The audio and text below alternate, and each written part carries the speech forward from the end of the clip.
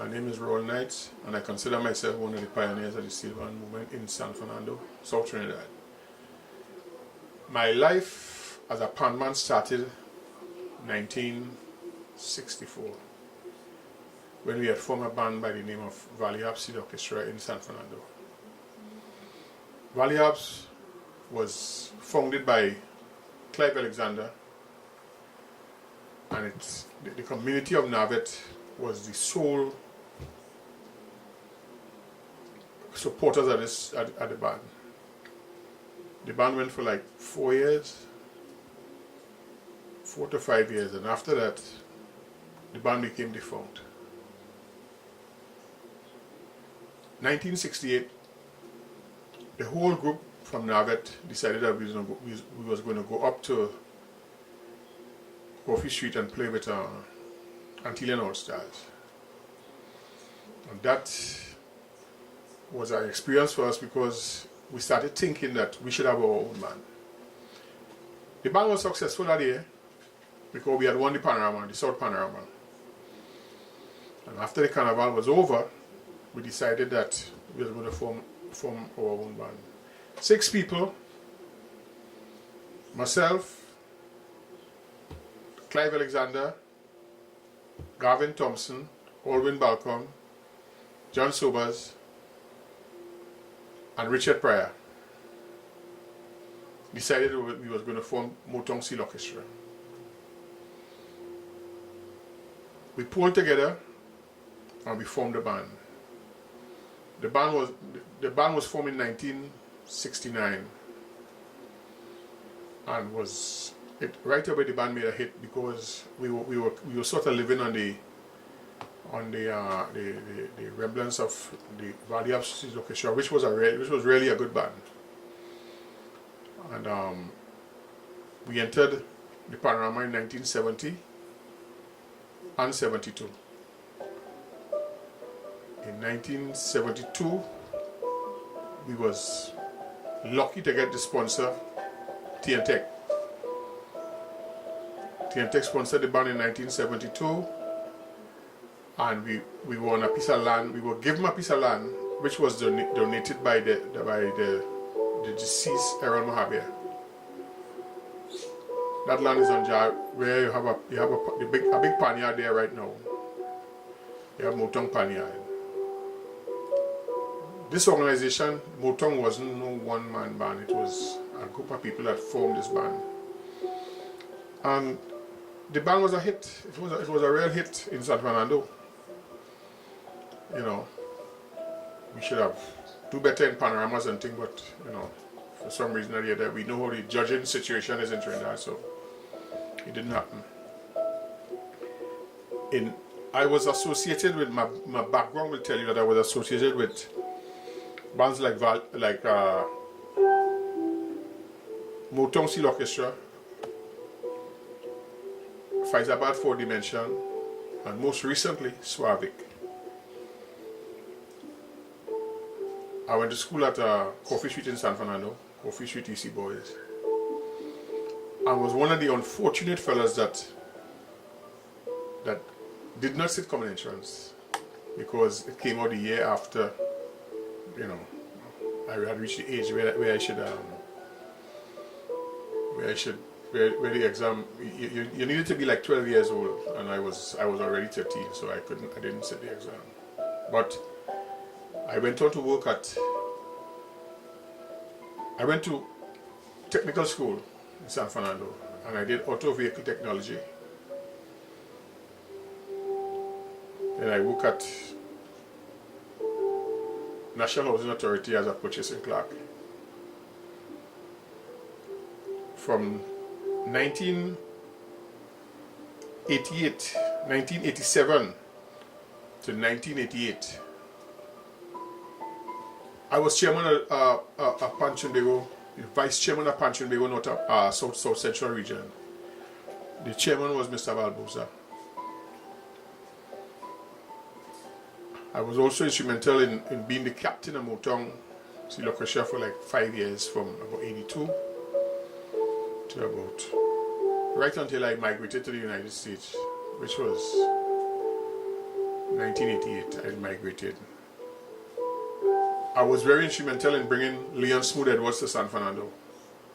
He had arranged for Motown that year.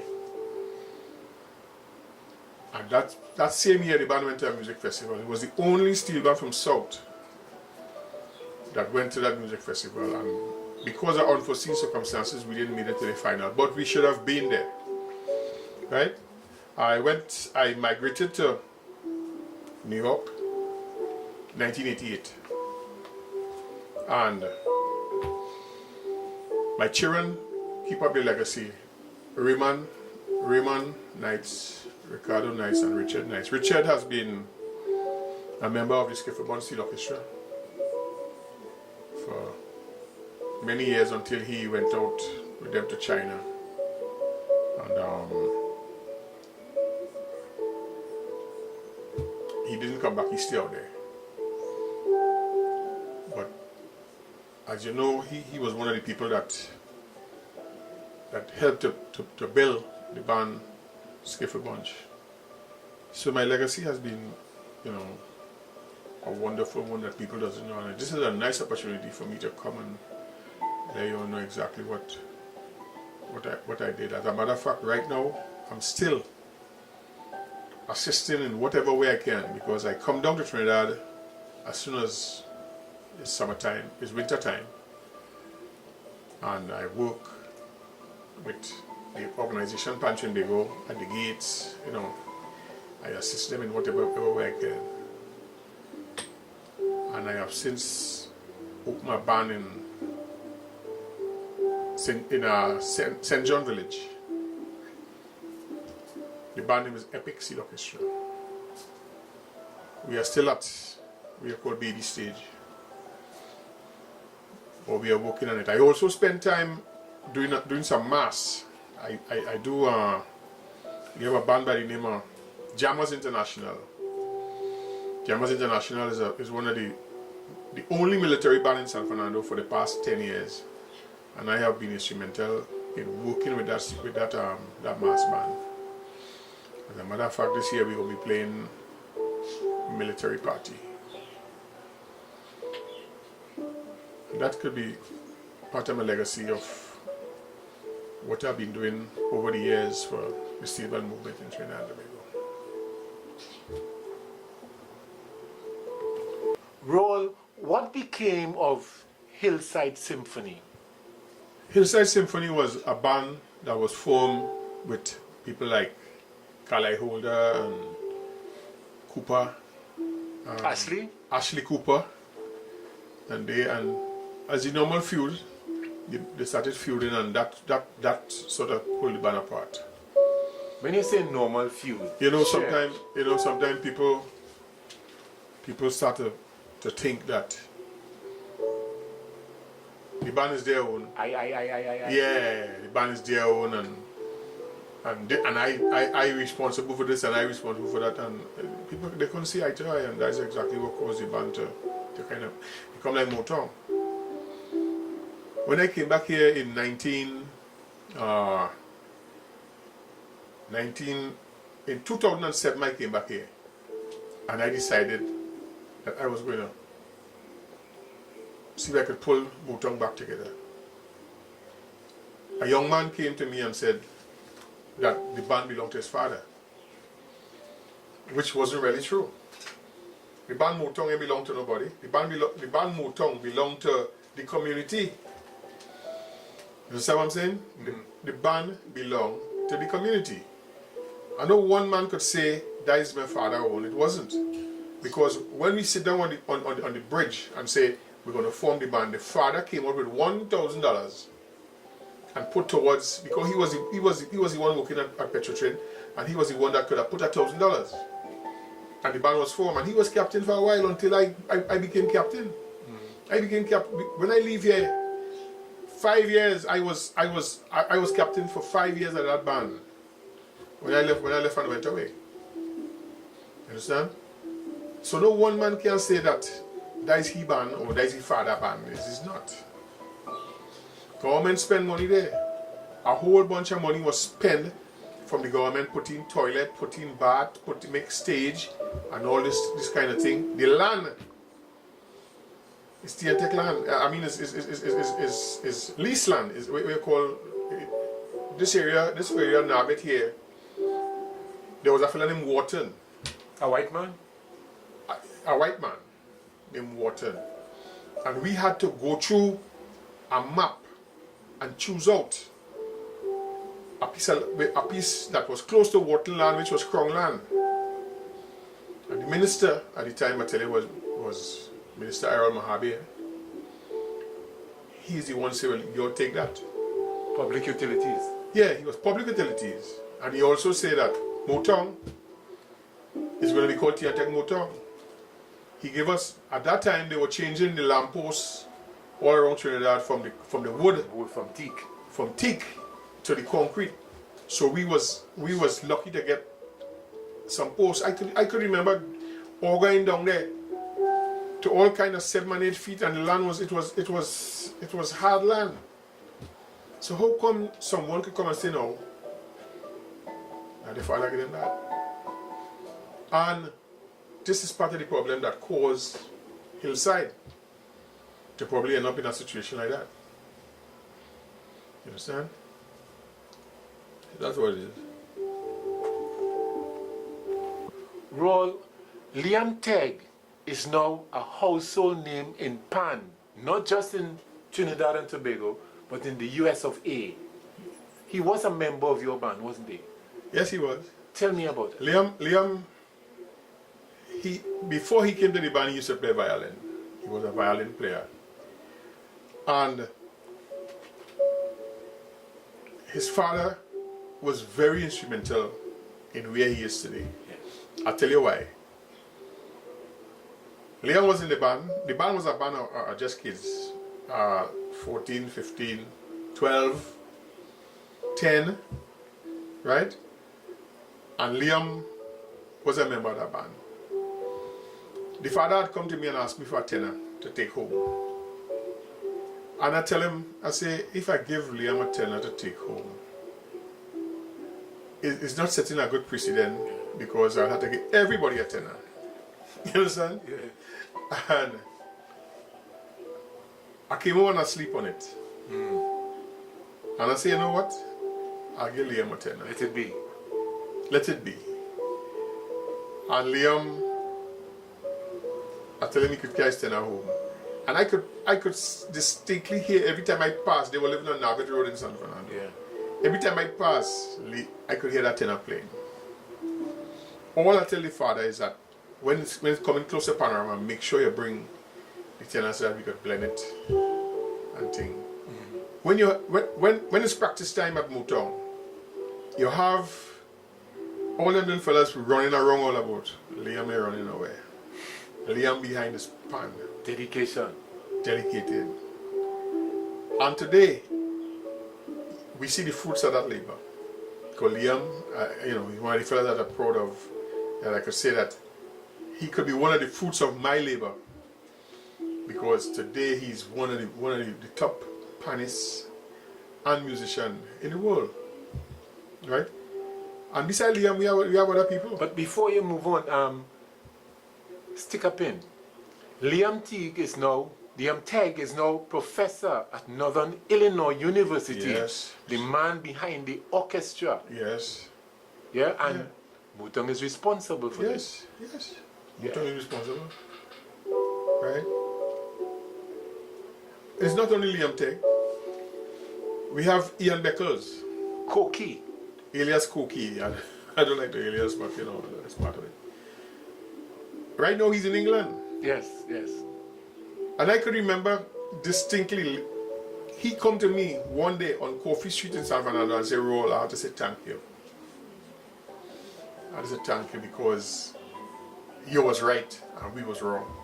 Because they used to be, as kids, they didn't have the focus. And Yes, it used to be like I as a father to them, letting them know, that this is not what it is all about and where it could be in the future. Koki, he's another one that is making the name of Motown and the steel band organization of Trinidad and Tobago, look good. We have another guy down in Australia. His name is Beans. All these fellas that went away. Beans is his what? Is his alias? Subique? Yeah, that's his alias. I can't remember his name as such, but Beans that's his alias, and Beans is one of the fellas that came out of Motown. He was started with a bass band, and then he ended up being a drummer. And today, that's where he makes his living. As a drummer? Down in his brother now is one of the arrangers in Trinidad too. His brother is one of the arrangers in one of the bands in Trinidad. Yeah. What's his name? I don't remember his name offhand. I don't remember the names. Is he related to Ansel Webb? No. No. They're not related to us. Because as a teacher at Pleasantville Senior Comprehensive School, I managed the steel orchestra there. And we had the Webbs from Pleasantville. Yeah, they all passed through the band. They were with Fonclair. Fonclair. I could tell you, right?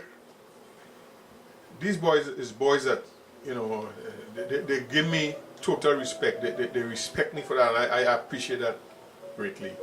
Because I was never a fellow who liked to be too oh boy, no, I'm not like that. I do my thing and I do it very, very quietly. I'm not going to rant and rave and carry on like that. I'm not going to do that.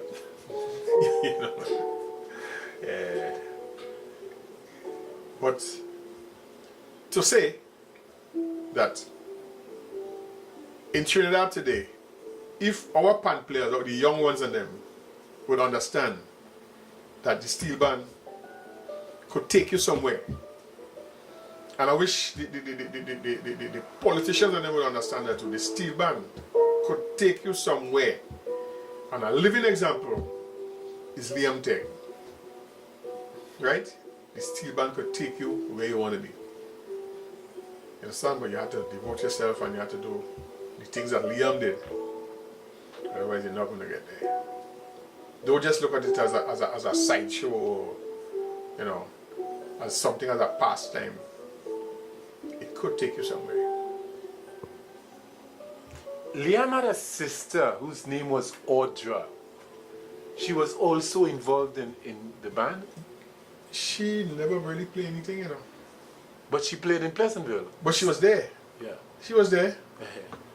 She was there. She was there.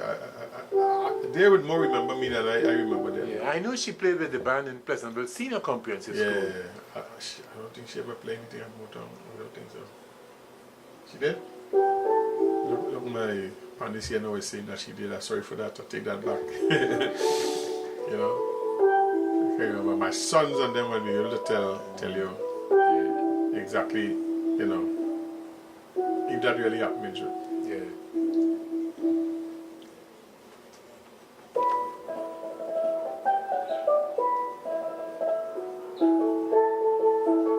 Rawle, tell me something about the arrangers for Motown. Motown had about 7 arrangers. We started out with Edward Hines. He was the first arranger of Motown Steel Orchestra. That was 1970 to 1972. We had other arrangers. Edward Alvarado, deceased.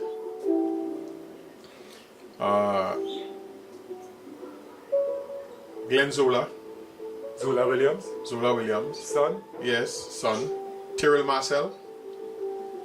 Carlisle Holder. Renwick Lewis. Renwick Lewis did the music festival for us in 1988. And of course, Leon Smooth Edwards from Trinidad All Stars. The most devastating one was Leon Smooth Edwards. Devastating, is it? It was devastating in that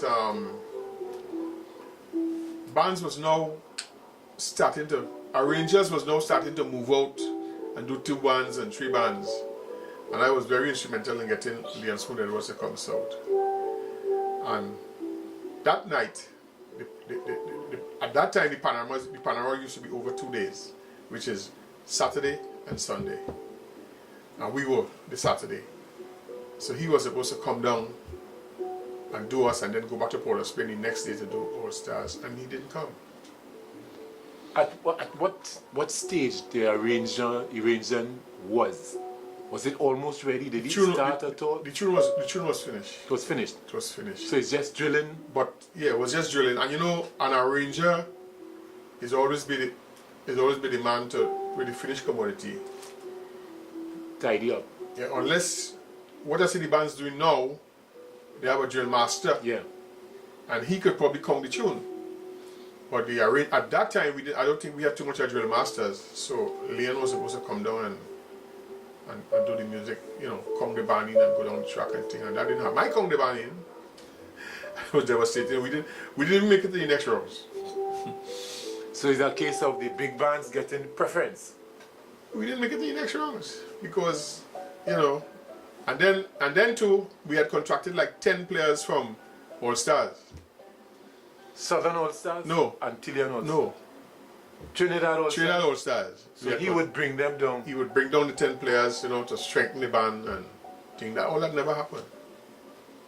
As a matter of fact, we was one of the first bands that started that kind of thing. Oh yeah? Yeah. Another first we have. And a lot of people doesn't know this. The steering wheel on the drum set float. I could safely say Motown was the band that started that. And I will tell you how it happened. We went to Port of Spain for a panorama. TNTech All Stars, TNTech Power Stars was what we call our brother band, because we is TNTech Motown, they are TNTech Power Stars. And our float break down. Right? So we went and talked to them and they say, okay, we're gonna bring our float and transfer everything, and you all go down the track. And when we parked the float at the side and went on the track with their float, they saw what they did. They copied it. To be the exact, they copied that. Unknown to you. Well, I didn't until that day. Until that day. Well, afterwards we realized that the next day, the next time you see bands in Port of Spain, everybody had a steering wheel. Wow. Yeah. So you're a trend setter. Yeah. Yeah. That year we play Sparrow that sing Princess Stone Girl. Princess Stone Girl, I think, or Sparrow that sing, and we do that year. Come down the track and the float break down, and they saw it, and after they do it, well, all the bands and them just went into, you know, and that could have been 1973. Let me take you back to that that devastating moment with Smooth Edwards. Yeah. Did you have a gentleman's agreement or written contract or what with him? There was not a written contract. Right? Them days, you know. You're not so bright. We are so just say well, because he didn't come, but he did do the tune. Right? He did the song for us. Right? But that finished commodity where the arranger with these 10 men, or either 10 or 12 men, I can't remember, 2 again, should have been there with us. That never happened. As a matter of fact, my son, Raymond, and Koki, right? Ian Beckles, they went up the day before and loaned All Stars tune to go down the track with All Stars. Okay. You know, as a kind of friendly gesture. Yes. You know, and they didn't play because what I get to understand happened is that when he tried to drive out the yard, they blocked the car and you know, it never happened. He couldn't leave. Who are you talking about? Smooth. He couldn't leave Port of Spain. To go where? To come south. That Saturday night. So was that done on purpose? Purposely. So his band members did this? Yes. They did that. And to add insult to injury, right? After that year, Smooth, I don't know if you can remember that there was a period that he wasn't around for All Stars. He wasn't around. So you ducked him for a while? Yeah, that caused a feud between him and them, and he went out. He wasn't around for a while. I could safely say that because I met him in New York. I met him in New York, and we had a conversation with regards to that. You know, and he didn't even remember me. But I had to tell him who I was, you know. Yeah. I tell him, I say, you can remember the guy who bring you salt and things. He said, yeah, boy, but he's a real nice cool fella. Yeah, I must say that. He's a real nice cool fella. And given the opportunity for him to do what he was supposed to do, he would have done it. So I didn't want to, you know. Yeah. It wasn't his fault. It was not. Yeah. I hold no grudges. Because who I hold grudges against? Like the Steel Band. It had been that from day one. The only thing is that it became what we call semi-international because it's north and south, you know. Yeah, it became kind of a little international. It was a real Creole bacchanal. Yeah, it was a Creole bacchanal. I never forget that, you know.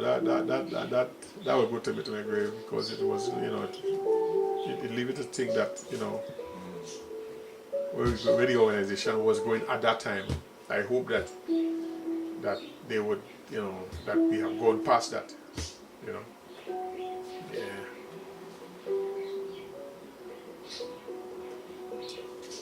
Oh yeah.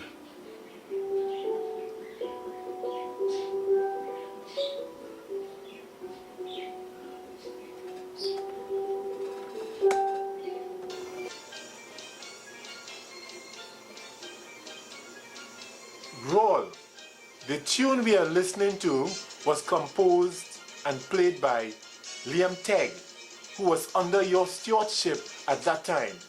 Could you recall some of the fond memories of Liam?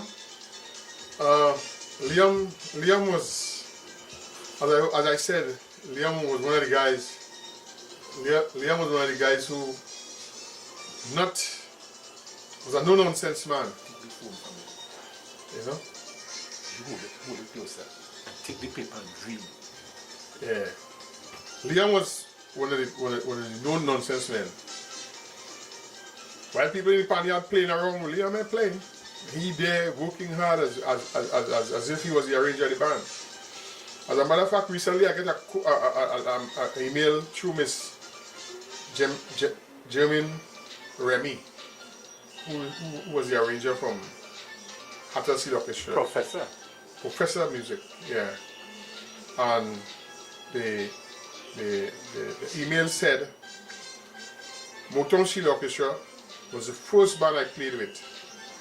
It was such an educational experience, as I was not only provided with musical knowledge, but as life lesson, we were fed the steady diet of a different musical style, and also learned how to interact with people from many walks of life. I participated in the first Panorama and music festival with Motown. I fondly remember lining after practice and having a real close bond with some of the players. I am also very much indebted to Mr. Rawle Knights, as he was very kind to my family and me, and also gave me a great deal of support. Because of the generosity of people like Mr. Knights, I have been able to follow my dream. This is one of the reasons why I also try to serve up to coming musicians.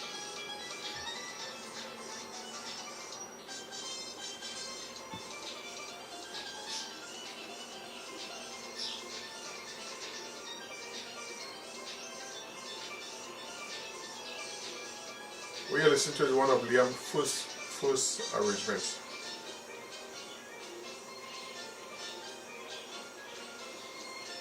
And as you know, today he's the arranger of Silver Star Steel Orchestra. 2018 arranger. 2018 arranger.